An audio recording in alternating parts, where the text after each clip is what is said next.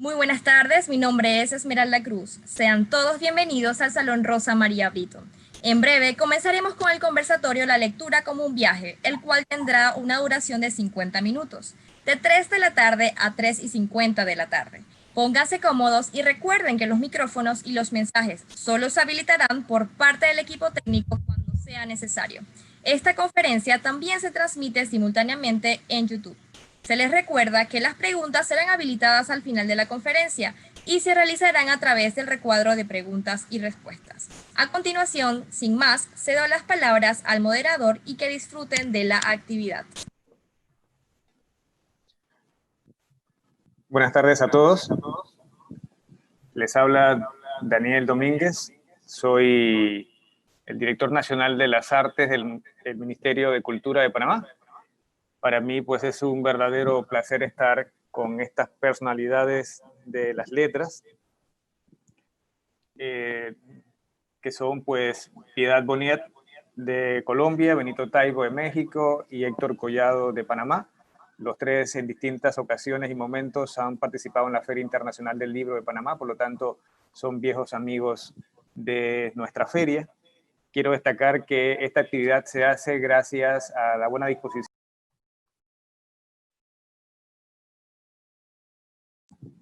de Centroamérica Cuenta, que este festival maravilloso que lleva a cabo Sergio Ramírez y Claudia Neira, y que son grandes promotores de la literatura centroamericana y más allá. Quiero compartirles un poco las hojas de vida de mis tres invitados. Comienzo con Piedad, licenciada en Filosofía y Letras de la Universidad de los Andes y tiene una maestría en Teoría del Arte y la Arquitectura de la Universidad Nacional de Colombia. Ha publicado 9 libros de poemas y varias antologías. También es dramaturga con 5 obras, 6 novelas, un libro testimonial.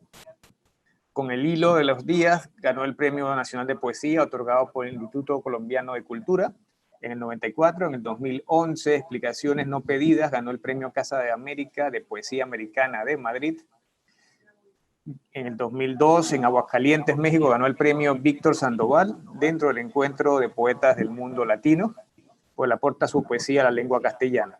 En el 2014, el José Lezama Lima, de Casa de las Américas, y el 2016, el Premio Generación del 27 en Málaga, España. En tanto, Benito es autor es guionista, es periodista, es poeta, es escritor, es promotor de lectura, es de México. Entre sus libros se encuentran 7 primeros poemas, Recetas para el desastre, Vivos y suicidas, y de la función social de las gitanas. Todas estas son textos poéticos. Como novelista ha publicado obras como Polvo, Persona Normal, Querido Escorpión, Desde mi muro, Los conspiradores y Las vergüenzas de México, Corazonadas y Camino a Socnum, entre otros. En tanto, Héctor Collado, que es representante panameño, ha escrito obras como Cuentos de precaristas, Indigentes indignificados, Fábulas cotidianas, Ni cortos ni perezosos, Contiendas. Ha escrito poesía y literatura infantil y ha merecido el Premio Nacional Ricardo Miró en 2 ocasiones, en 1990 y en el 2004. Ha ganado certámenes como el Premio Nacional de Literatura Infantil Carlos Francisco Chamarrín en el 2013 y en el 2014, así también como el Premio Nacional de Cuentos José María Sánchez en el 2008 y el Premio Nacional de Poesía Esther María Oces en el 2013. Actualmente Héctor es coordinador de difusión cultural de la Universidad Tecnológica de Panamá, que entre otras responsabilidades convoca el Premio de Literatura Rogelio Sinan. Entonces, queridos amigos, el libro despierta de su sueño cuando alguien lo lee. El libro existe y vuelve a la vida cuando está en las manos de un lector. Quiero preguntarle a todos ustedes a qué edad comenzaron ustedes en esos viajes que da la literatura y si recuerdan los libros. Por ejemplo, Piedad es hija, nieta y hermana de maestros, estuvo rodeada de docentes en Antoquia, quizás ahí comenzó su viaje. No sé si es aquel libro que leyó a los 4 o 5 años, El tesoro de la juventud, fue uno de los que la marcó en ese oficio hermoso de la lectura, Piedad.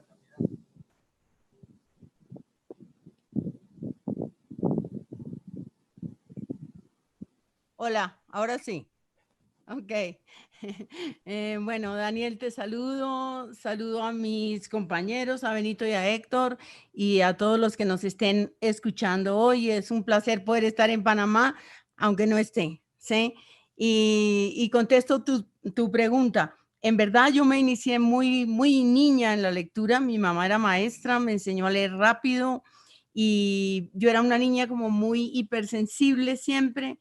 Y me refugié como en la lectura. El mundo me resultó desde temprano un poco duro y lo hice a través de los cuentos infantiles. Mi mundo de fantasía realmente duró como hasta los 10, 11 años que entendí que ese mundo de hadas y gnomos no existía. Fue un golpe duro para mí. Pero realmente cuando entré a la literatura, entré con Dostoyevsky, por ahí a los 14 años, que me leí Crimen y Castigo. Bueno, yo ya había leído mucha poesía colombiana, había leído cosas sueltas. En mi casa había una biblioteca normalita, no demasiado grande tampoco. Pero cuando entré a Dostoyevsky y vi ese mundo extraordinario, tuve ahí el deseo de ser escritora. Yo ya escribía poemitas, cosas versificadas, infantiles, ingenuas, pero bueno, ahí digamos que mi vocación literaria como que tomó rumbo.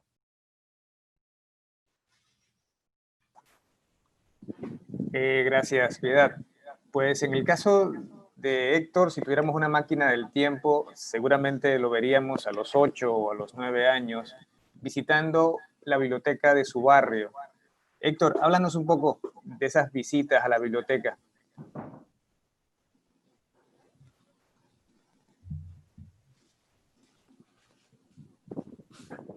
A mí me tocó un chiquillo solitario en un barrio especial de este país. Y pues, en una medida yo en medio poliomielitis, entonces no podía ir al parque a jugar fútbol, pero al lado del parque estaba la biblioteca. Entonces, entre una y la otra, decidí por las muchachas de Neruda. Y ingresé a la biblioteca. Las señoras de la biblioteca no son como de ahora, ni me miraron. Y me hicieron hurgar en los anaqueles, en los libros, las revistas, y a mí me atrapó. Entonces, un anaquel que estaba lleno de revistas, no sé por qué, esa afán mío, de revistas, reportajes de la Segunda Guerra Mundial, y tenían los aviones, los tanques, los combates, toda esta historia, que me pareció tan interesante, algo que había pasado, que yo me enteré por estas revistas. Y de allí de revista pasé a otros documentos históricos que tenía del Ministerio de Educación, que estaban, ¿te acuerdas? En Estarcido. Oh, yo estoy muy viejo. Y había una serie de imágenes de los artistas, los héroes locos que tenemos en Panamá, y políticos, y ahí fui conociendo un poco de historia. Yo, sinceramente, me llegó por ese camino, o sea, las revistas, lo que se podía conseguir en la época.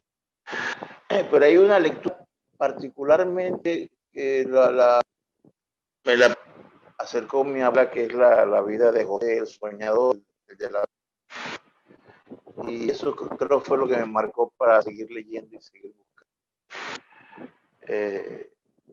Cuando tenía la oportunidad, porque en casa desafortunadamente no había biblioteca, así que me tocaba aquella de ser Guerrero, que así se llama la escuela. Y creo que si de algo ha sido esa biblioteca, digo, si algo bueno con lo que he escrito en la vida, se lo debemos a las esas de la biblioteca, por allá por los 70 y tal. Eso es. Muchas gracias, Héctor. Bueno, en el caso de Benito, de alguna manera su condición de lector comienza por una proclama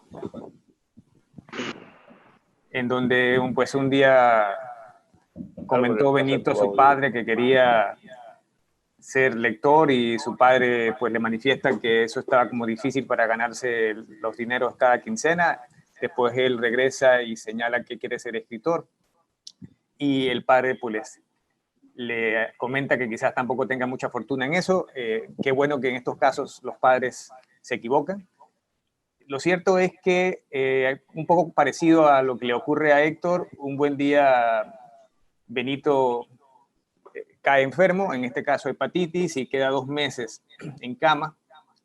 Y su padre, que también era muy sabio, le regala un libro, El Sabueso de los Baker Bailey. Y como esta mesa habla de la lectura como viaje, Benito, quisiera que nos contaras cómo te llevaste, cómo disfrutaste y con qué frecuencia has regresado a esa parte oeste de Inglaterra con las novelas de Arthur Conan Doyle. Sí, hola, antes que nada, Piedad, un abrazo, Héctor, un placer, Daniel, un gustazo estar en la Feria del Libro de Panamá, una vez más estar en la Feria del Libro de Panamá, es mi tercera casa, casi, estoy muy feliz. Mi educación se vio interrumpida por mis años escolares. Antes de los 12 años me habían obligado a leer el Cid y la Ilíada y la Odisea, e incluso tuvimos que leer como material de lectura obligatorio Guerra y Paz del señor Tolstoy, al cual hoy amo, pero entonces odié profundamente. Caigo con hepatitis a los 12 años y es mi padre justamente el que pone a mi lado, al lado de la mesita de noche, a Conan Doyle. Y con ello, de alguna manera, me salva la vida y me hace ser un lector.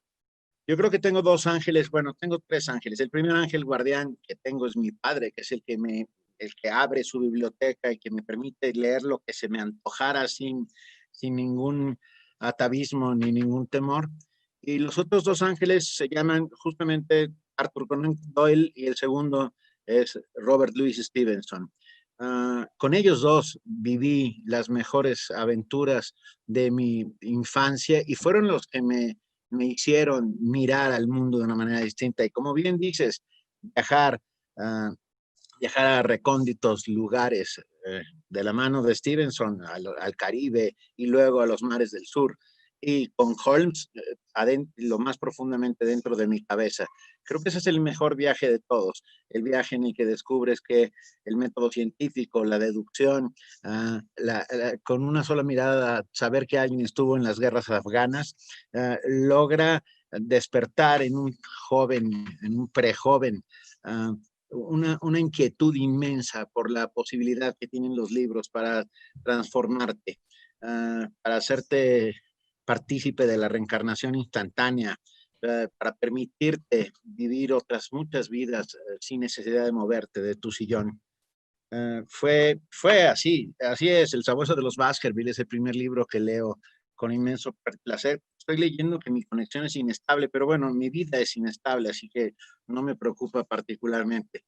Pero sí, es Conan Doyle tal vez el primero que me abre la puerta a ese mundo en el que me permite meterme en otras pieles y todavía no tendré, no, soy ateo convicto y confeso, pero si existe la reencarnación, seguiré dando las gracias en mis futuras reencarnaciones por haberme permitido gozar del libro y la lectura.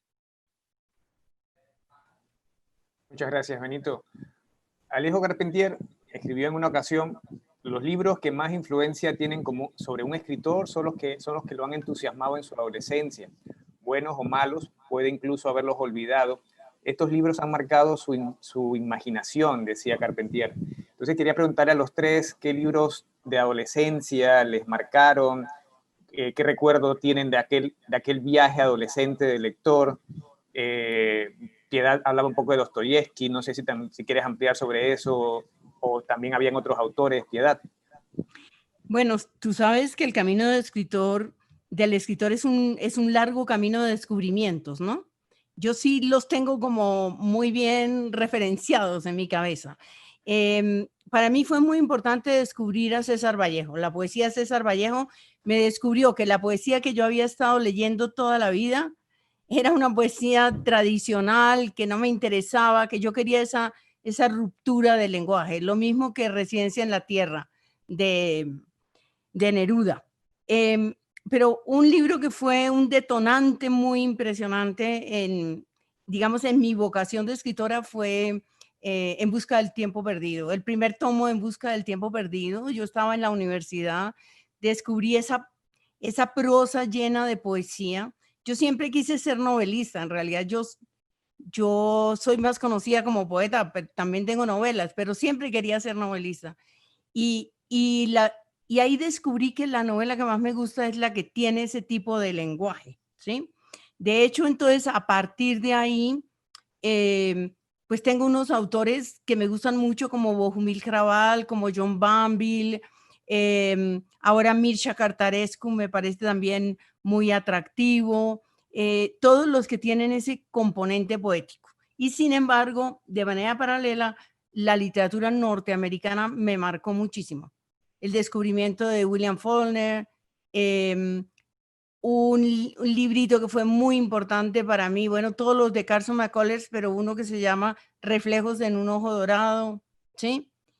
Borges también fue, a pesar de que lo siento muy lejano a mi propia poesía, fue un mundo gigantesco cuando logré penetrar ahí, que tenía 19, 20 años, ¿sí?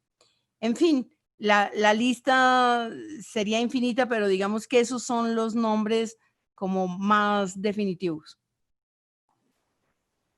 En tu caso, Héctor, aquellos libros de adolescencia o de joven adulto que calaron en el alma.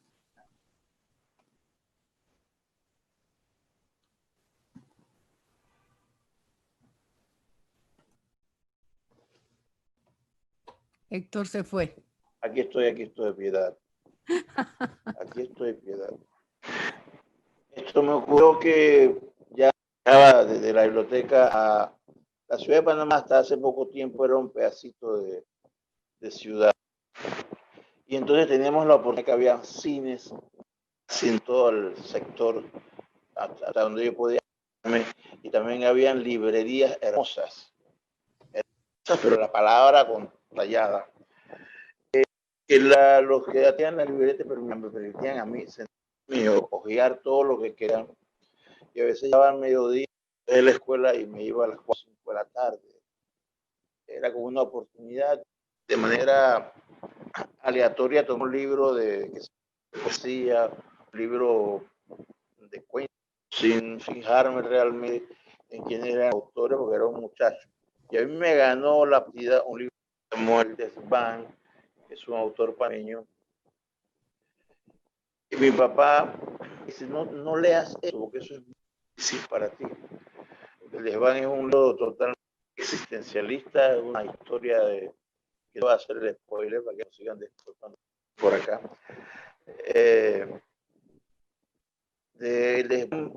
Por esa época, el gobierno de entonces ha hecho una publicación en masa de autores nacionales. Y yo siempre he sido partidario de que nosotros debíamos leer a los autores nacionales, conocer lo tuyo y después ves qué más hay. Y oportunidad por la colección que hizo el Instituto de Cultura, que se llamó Colección Múltiple. Y eso para mí fue realmente como tener un paisaje, un perfil de qué escribían los panameños en esa época, nada más con afán de lectores, nada de buscándole los significados. Y me pareció había esa colección que por ahí quedan ejemplares todavía, porque junto con Neruda me tocaron 3 libros, se llama Poderes, La Espada Encendida y América no invoca tu nombre, que lo llevaba debajo del hombro para todas partes. Ese era como, alguna vez se me perdí, casi lloro. Pero los libros de los autores nuestros, incluyendo también el túnel, cuando me tocó el túnel, me enfermé físicamente por alguna razón y yo distribuía la lectura. Llegaron luego el llano en llamas. De las cosas que me llegaban, ya le digo, a un barrio un poco especial, pero lo que me caía en la mano lo veía con mucho afán e insisto, que algo ahora se le deben lecturas iniciales porque es un crecimiento, un dar cuenta de esas cosas que falta en la vida de uno, entre otras cosas. Daniel. Benito, tú que aproximadamente tienes como 16 o 17 años, la pregunta que te voy a hacer sencillamente es como para que recuerdes lo que te pasó ayer. ¿Qué lecturas de adolescente sientes que te llegaron? Mira, tuve la inmensa fortuna de que la biblioteca de mi padre era vasta, amplia y que se iba creciendo todos los días. Amplia, vasta y caótica. Eso fue de las cosas que mejor heredé de mi padre. Mi propia biblioteca es amplia, vasta y muy caótica, pero yo sé dónde está todo. Pero logré encontrar en la biblioteca de mi padre, y luego él mismo fue el que me acercó todavía más a aquellos escritores que en su momento, en mi momento, a los 16 años, me volvieron loco porque escribían como si estuvieran boxeando. Estoy pensando en Ernest Hemingway. Para mí Hemingway fue un descubrimiento espectacular, pero también John Steinbeck, que también escribe como si boxeara, incluso John Dos Passos.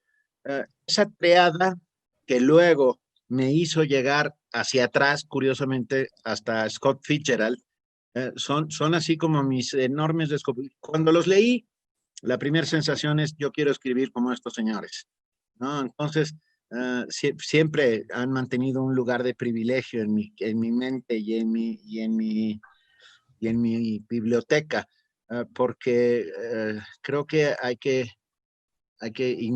si no imitar, por lo menos intentar seguir los pasos de esos a los que admiras. Imitar no, todos lo hicimos en algún momento, todos cuando empezamos a escribir, intentamos seguir una lógica, un cauce, un camino, y vas encontrando poco a poco tu voz. No puedes ser un escritor sin antes ser un lector, y esto es algo que nos queda clarísimo, ¿no? Y eres solamente un reflejo de tus lecturas, somos lo que leemos, o por el contrario, seremos la ausencia que los libros han dejado en nuestras vidas, que esa es la parte más terrible. Yo creo que ahí Scott Fitzgerald, John Steinbeck, Hemingway y John Dos Passos para mí fueron así como a los 16, fue así, wow. Y luego ya vinieron otros, pero cedo la palabra. Gracias, Benito. Bueno, un escritor es un lector que se dedica a contar historias, y al momento de contar las historias también viaja, porque también invita a otros a viajar cuando los leen. Entonces quisiera, en el caso de Piedad, volvemos a los días de los 14 años, que escribía tanto como leía. Coméntanos un poco esos primeros esbozos, esos primeros deseos de contar historias y de viajar tú e invitar a viajar a los otros. Bueno, digamos que mi primer viaje fue como una huida, digamos, en la escritura, porque yo estaba interna. A los 13 años me mandaron interna. Me mandaron a otra ciudad, me castigaron. Y ahí empecé a escribir poesía. Y escribía sobre mundos imaginarios lejanos y bohemios. Tenía una idea romántica, ¿no? De lo que era ser escritor y del desorden, de salirme del orden, de salirme de esa opresión de los 4 muros en que yo estaba metida allá en ese lugar. Entonces la poesía me permitía escaparme de esos muros, ¿no? Luego, cuando entré a la universidad, que me politicé muchísimo, ¿sí? Me tocó leer a los escritores del boom, apenas estaban saliendo sus novelas. Entonces yo viajaba con Mario Vargas Llosa, me acuerdo que nos aprendimos perfectamente cuáles eran los barrios de Lima. Cuando ya viajé yo por primera vez a Lima, sabía moverme por Chorrillos, o sea, tenía clarísimo, porque además el libro traía un mapa, ¿no? De Lima, la ciudad de los perros. Yo me enamoré de la ciudad de los perros, me enamoré de su segundo libro, el que tiene lugar en la selva. Entonces también me fui a la selva. Fui una amante fervorosa de Alejo Carpentier. hice mi tesis sobre Alejo Carpentier. En ese momento el barroco me fascinó, me descrestó.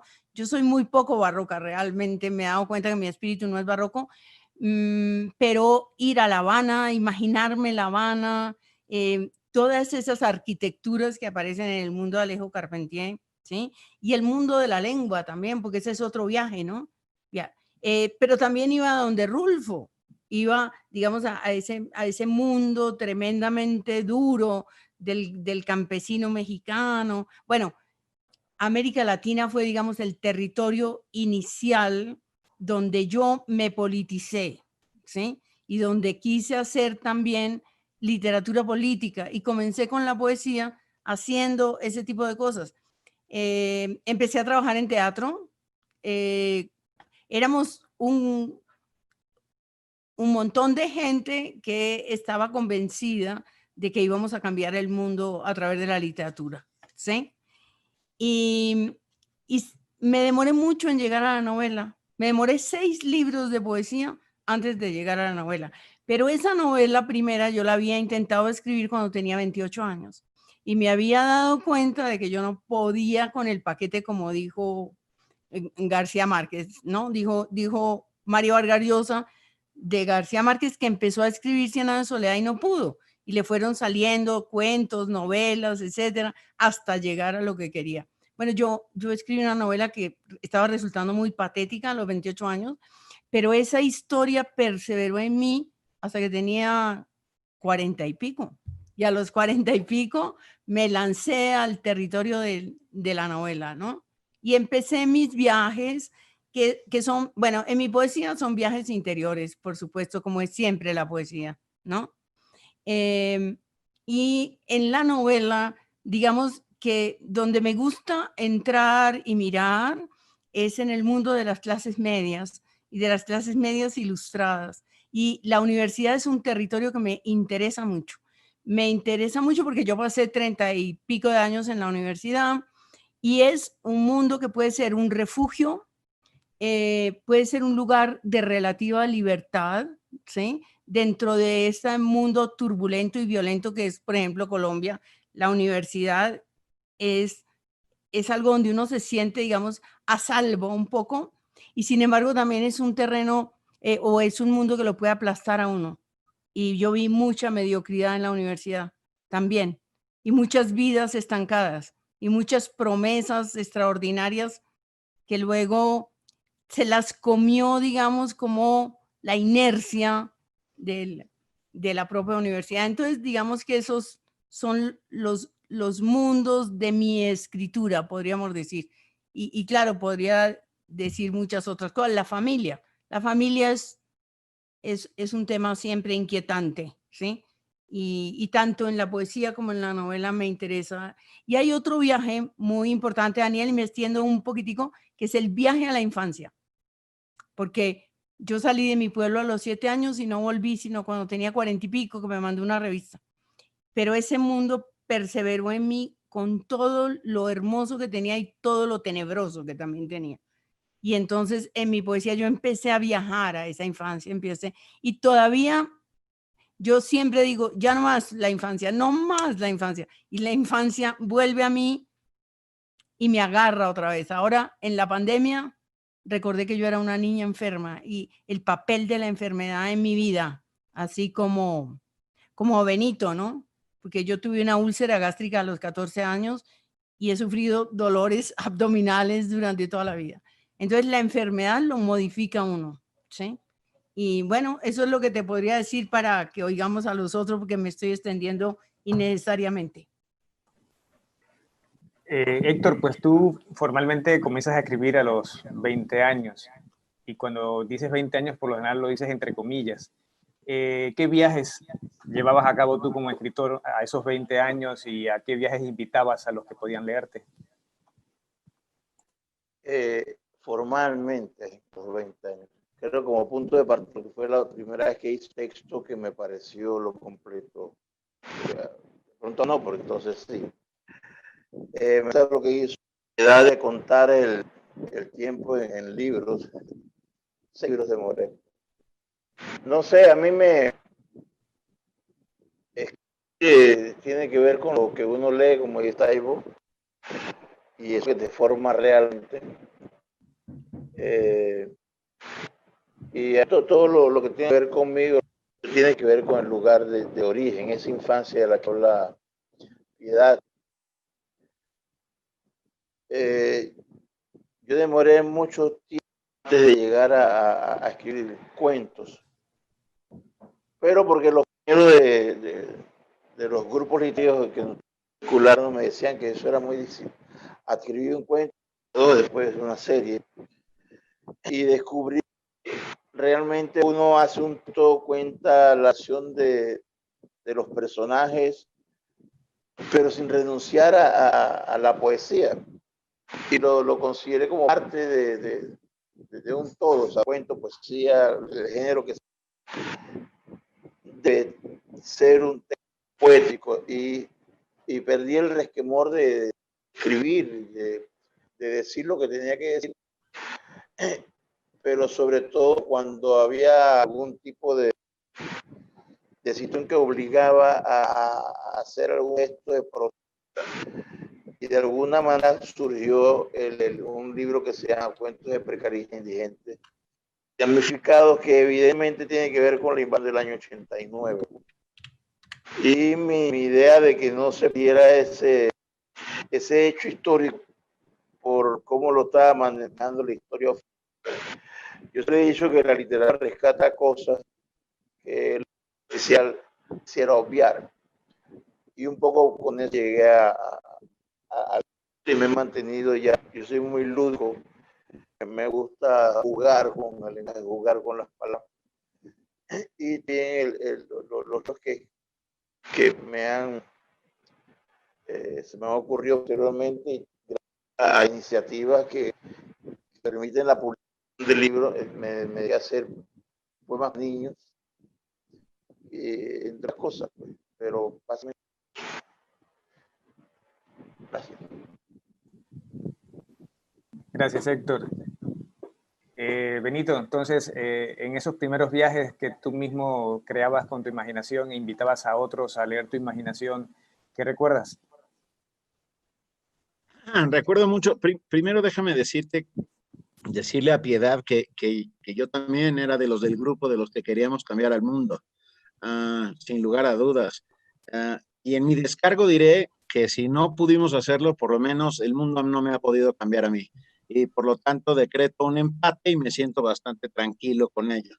Uh, este, pero el boom latinoamericano, por supuesto, fue una maravillosa y enorme influencia de muchas maneras. Yo escribí, y también como Piedad, mi primera novela sale cuando tengo 40 y pico. Escribí poesía hasta los 40 y tengo apenas 60, igual que Héctor hoy. Pero escribí poesía toda mi vida hasta que las historias que revoloteaban dentro de mi cabeza y que me soplaban en el oído constantemente no daban para la poesía. Quiero decir, a menos de que seas Homero y puedas contar una Ilíada o una Odisea, contar esas historias de largo aliento necesitaban a la narrativa. Y por lo tanto, bueno, tardé mucho, leí mucho y hice todo lo que estuvo en mis manos para poder llegar a ese momento. Pero bueno, la poesía que yo escribí tenía que ver con la ciudad, con la sociedad, con, con, con lo interno, con lo mágico que significa vivir en un país como México, donde el pensamiento mágico está presente igual que en Colombia y tal vez igual que en Panamá, ¿no? El pensamiento mágico está presente en cada esquina y es parte de nuestra rutina y nuestra cotidianeidad. Los primeros viajes tuvieron que ver con eso. Déjenme contarles una anécdota. A mí a los 18 años me invitan a leer mis poemas. Yo pertenecí a un taller literario, el maestro Carlos Illescas, guatemalteco, maravilloso. Todos eran mucho mayores que yo era el más joven de ellos, pero bueno, un día me invitan a leer mis poemas a Bellas Artes, a la cafetería de Bellas Artes, tampoco hay que exagerar, donde se hacía un ciclo de jóvenes escritores. Y recuerdo, y tan caótica como mi biblioteca ha sido mi vida y ha sido mi literatura. Saqué de una de una bolsa que llevaba, de un morral que llevaba mis poemas desperdigados, hechos un desmadre, como decimos en México, algunos escritos en servilletas de papel, cosa que sigo haciendo ante el horror absoluto de mi madre, de mi mujer, de mi madre murió, de mi mujer. Pero bueno, el caso es que empecé a leer poemas y en la tercera fila había una chica a la cual inmediatamente quedé prendado de ella. Y entonces yo buscaba algún poema y se lo leía directamente a ella.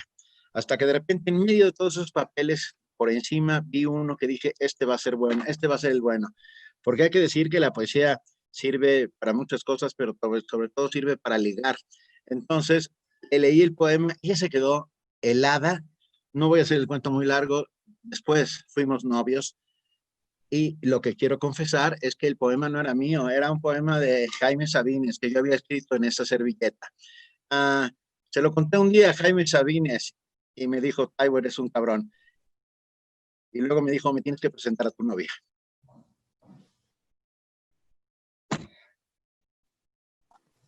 Gracias, Benito. Los viajes también comienzan en un lugar específico, un lugar querido o ideal o soñado o cotidiano, que es el lugar que uno decide para leer. En alguna parte leí, Piedad, que te gustaba leer en la terraza y también en un sillón, y tengo la sospecha que ese sillón está detrás de ti, pero no lo sé. Sí, sí, señor, pero qué bien informado, ¿no? Bueno, mira, yo tuve primero una casa muchos años mientras criaba a mis hijos, ¿no? Y ahí tenía mi sofá en un altillo que entraba el sol y a veces Bogotá es helado, ¿no? Pero a veces yo estaba en vestido de baño allí porque era mi lugar adorado para escribir y para leer. Era el equivalente de ese sillón, claro. Y yo me siento ahí en esa esquina de ese sillón. Tengo también esta silla, ¿no? Esta silla que se ve aquí. Pero me gusta más el rinconcito allí y entonces ahí pongo mi música y leo. Leo pues hasta donde puedo, ¿no? Porque hay veces a los escritores nos pasó algo horrible, ¿no? Y es que antes viajábamos como locos por todos los lados. Ahora en la pandemia, como no hay viajes, entonces estamos locos con Zoom, ¿sí? Porque además te pasa una cosa trágica y es, uno dice, la pandemia será para hacer todo lo que no hice. Me voy a quedar encerrada en mi casa. Yo, bueno, comencé a arreglar mi biblioteca y a sacar libros porque primero mi marido se estaba enloqueciendo, pero yo ya también, porque yo la tengo también muy ordenada, sé dónde está, ¿sí? Pero parecía muy caótica y ya me daba vergüenza los pisos, los libros en el piso, etcétera. Entonces, eso hice. Pero como hay como una especie de horror vacui, como de un deseo de llenarlo todo, entonces empezaron las invitaciones. Entonces, lo que uno dice es, pero ¿cómo no voy a estar en Panamá si me puedo sentar en el escritorio? Y eso no me obliga ni a ir a un aeropuerto, ni montarme en un horroroso avión, ni tener que estar en un hotel, ¿sí? ¿Cómo no les voy a decir que sí? Y así empiezas a llenar, ¿sí? Entonces, el tiempo de lectura también se comprime. Pero no quiere decir que yo no haya leído, sobre todo al principio de la pandemia, leí mucho y luego si quieres hablamos de eso, Daniel, de lo que está uno leyendo en la pandemia, porque me imagino que para allá vas. Gracias, Piedad. Bueno, Benito, entonces, ¿cuál es ese lugar tuyo predilecto o que te hace tan feliz, como tan feliz te puede hacer leer en tu casa? Lo he dicho muchas veces, el mejor lugar del mundo para leer es el baño. Ah, entre otras cosas, porque cierras la puerta y todo el mundo piensa que estás haciendo otra cosa, por lo tanto, yo leo muchísimo en el baño, eh, y también en este mismo sitio donde estamos aquí les puedo presentar, este es la pequeño jardín que hay dentro de mi casa, en el cual soy, la verdad, muy feliz, veo un poco de verde en medio de tanta pandemia.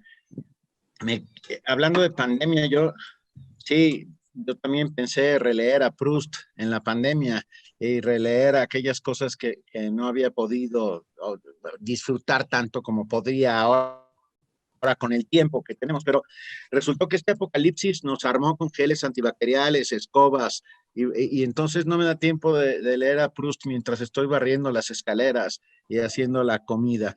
Creo que el tiempo, muy bien. Lo que sí he descubierto gracias a estos tiempos de encierro es que el tiempo es elástico, como muy bien lo decía Einstein. Te das cuenta que es de noche después de 3 ferias de libro internacionales en el Zoom, ¿no? Y dices, ¿a qué hora se fue el día? Y ya no hay tiempo ni siquiera para leer. Eh, pero va, eh, sabes que esto es una suerte de venganza de algún escritor, para que sepan lo que es estar encerrado. Los escritores vivimos encerrados, ensimismados, trabajando con nosotros mismos. Ahora todo el mundo puede sentir lo que sentimos.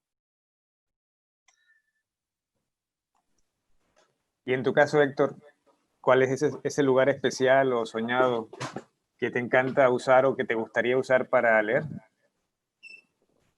Ahora que estoy más grande y gracias a que tengo que conseguir gestionar. El lugar donde yo he decidido, por cuestión de que demoro mucho de la ciudad al lugar donde vivo, dedico el tiempo para la lectura en el Memorial, que es un espacio que hay en la Universidad Tecnológica de Panamá dedicado al maestro Sinan.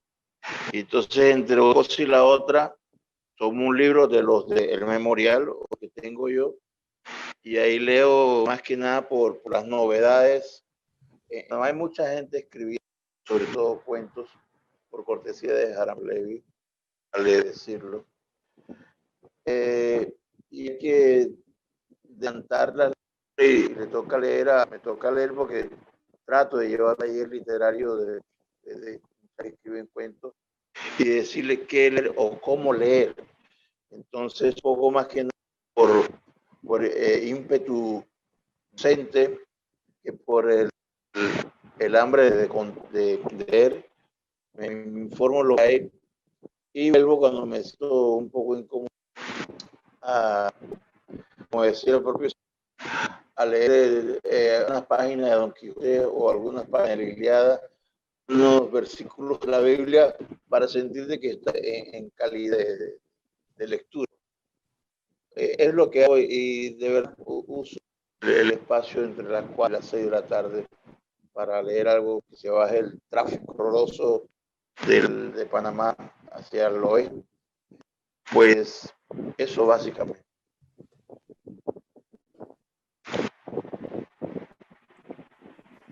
Bueno, como Piedad, como buena poeta, lee la mente. Evidentemente, la siguiente pregunta tiene que ver en torno a lo que uno ha leído en cuarentena. En la revista Semana escribiste un texto en donde contabas pues, que por 32 días estuviste en el campo y llevaste 3 libros y encontraste otros libros en aquella casa. ¿Qué viajes encontraste en esos 3 libros que te llevaste y qué viajes encontraste en esos libros que no estaban preparados, pero que parece que estaban preparados para ti porque los encontraste? Bueno, sí, en el campo fue maravilloso. Yo llevé unos libros de casualidad, pues llevaba 3 libros y resultaron ser de nórdicos. Este que es un libro extraordinario, tiene un nombre impronunciable, este señor, ¿sí? No sé si lo ven, se llama Kjell Akisden y se llama No soy así y es un noruego y son unos cuentos con un humor negro muy impresionante, algunos sobre hombres viejos. Ese libro me fascinó. Tuve también en ese momento un libro de otra nórdica que se llama Beatrice Hort, que se llama La herencia. No resultó un gran libro, ¿no? Es un libro muy amplio, le sobran 100 páginas, ¿no? Y ya cuando regresé a la ciudad porque me hacía mucha falta mi biblioteca. Allá leí otras cosas, leí Haruki Murakami, este libro sobre el comendador que tiene una segunda parte, yo me quedé en la primera porque no tenía la segunda parte, ese me lo encontré allá, ¿sí? Y algunas otras cosas que encontré. Pero cuando llegué, me dediqué a leer ensayo. En realidad, yo soy muy buena lectora de ensayo, me encanta el ensayo. Y entonces, tenía mucha ilusión de leer a Bifo Berardi, que lo había comenzado, ¿sí? ¿Cómo es que se llama? Un minuto. Es un libro extraordinario que yo le recomiendo a todo el mundo, que se llama Fenomenología del Fin. Y también cogí el libro de Susan Sontag que ya había leído, el que se llama el de la enfermedad y sus metáforas, porque me parecía muy pertinente y porque empecé a pensar sobre la pandemia, ¿sí? Entonces he estado leyendo mucho ensayo. Leí a Antonio Marina sobre el miedo, ¿sí? Tiene un libro muy interesante sobre el miedo. O sea, a Jana Meri, un libro sobre la culpa y la expiación, que es precioso. Yo adoro a Jana Meri, el escritor austriaco que se suicidó y escribió antes un libro sobre el suicidio, levantar la mano sobre uno mismo. Entonces, pero como estoy terminando una novela, también tengo que leer novela, ¿sí? Entonces cogí una novela que había leído hasta la mitad de John Banville, que se llama Los Infinitos. La primera vez no me gustó y la dejé, pero yo amo mucho a John Banville. Me parecía como una traición. Entonces volví a coger a John Banville y ahora estoy leyendo, digamos, entre Bifo Berardi y siempre algo de poesía, ¿no? De poesía estoy leyendo los norteamericanos, Simic y Robert House, que son poetas que me hacen escribir a mí. Leo a veces poesía solo para que ellos me den el empujoncito para leer, y en la pandemia no está tan fácil leer poesía, escribir poesía. La pandemia es más como para filosofar que para escribir poemas. Los poemas vendrán después, porque la carga afectiva aquí es muy grande en este momento. Gracias, Piedad. ¿Cómo han sido entonces tus lecturas de cuarentena, Benito? Curiosamente también me decanté hacia el ensayo. Llegó hasta mis manos un libro espectacular llamado Ideas de Peter Watson, 1600 páginas sobre una historia intelectual de la humanidad, así que he podido viajar desde Sumeria hasta Babilonia, pasando por el Éufrates, el Tigris, las planicies africanas, la cueva de Lascaux, Altamira, viendo cómo ha ido evolucionando nuestro cerebro. Y casualmente, en este momento estoy, porque, entre otras cosas, porque lo presento la semana que viene, estoy inmerso completamente en el barrio Santa Fe de Antioquia, que debes conocer bien, Piedad. Claro que sí. Porque estoy leyendo Aquelarre de mi amigo Mario Mendoza, una suerte de revisita a Jack el Destripador en tiempos modernos en el barrio Santa Fe en Antioquia. Y bueno, estoy metido ahí, oliendo las calles y mirando a los personajes. También tienes razón, Piedad, con que la poesía y la pandemia no se llevan bien. Quiero decir, por lo menos para leerla. Estuve releyendo los poemas selectos de Seamus Heaney, que el Premio Nobel de Literatura irlandés, y tiene que ver con lo caótico de mi biblioteca. Y juntito estaban los poemas escogidos de Pablo Neruda, así que me los fui campechaneando. En eso y en otros muchos que no hay. Estamos inmersos más, por supuesto, escribiendo todo el tiempo y teniendo una cantidad de reuniones de Zoom que alguien debería escribir una novela sobre el Zoom. Ya la están escribiendo, seguro, Benito. Gracias, Benito. Seguro. ¿Cómo te ha ido a ti como lector en cuarentena, Héctor?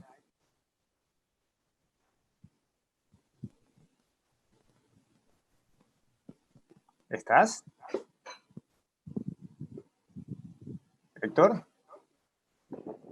Me di cuenta que así como mide el tiempo, libros de poesía y edad, yo he dejado de publicar mucho. Yo soy un poeta desconocido y me he dedicado a editar algunos Los que en algún momento un premio no fueron publicados como en papel. Y he tenido la buena suerte de encontrar con algunos amigos que me han ayudado para eso. Es posible, cuando sea la pandemia, hayan pasado como 5 o 6 libros en tiempo real, que ya fueron escritos, pero ya editados para ofrecer. Además, tampoco he leído mayor cosa porque donde estoy es una casa que empezamos a construir y nos da por la pandemia del lado acá del Puente de la América.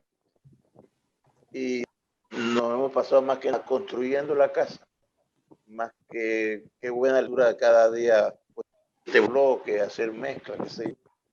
Y hemos tiempo los hermanos me dio en eso, y en el tiempo que nos resta esa nocturnidad que dice Taibo, a ordenar los cuadernos, a ver si publico como debe ser una serie de estos que nunca han visto la luz ni la sombra. Esa es la idea.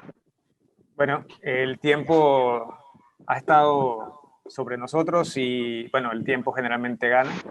Entonces, quiero darle las gracias a Piedad, a Benito, a Héctor por este delicioso encuentro de ideas en 3 ciudades distintas, en 3 países distintos, gracias a la Internet. Muchas gracias a la Feria del Libro por invitarnos. Muchas gracias a los que estuvieron entonces en este salón siendo testigos de esto. Y bueno, buenas tardes y buena suerte. Gracias a ti, Daniel. Y bueno, Gracias, un abrazo. a mis colegas, un beso. Chao. De esta forma, concluimos con el conversatorio La lectura como un viaje. Les recuerdo que aún tenemos más actividades durante el día en nuestro programa cultural. No olvides ingresar a nuestra página web www.filpanamá.org.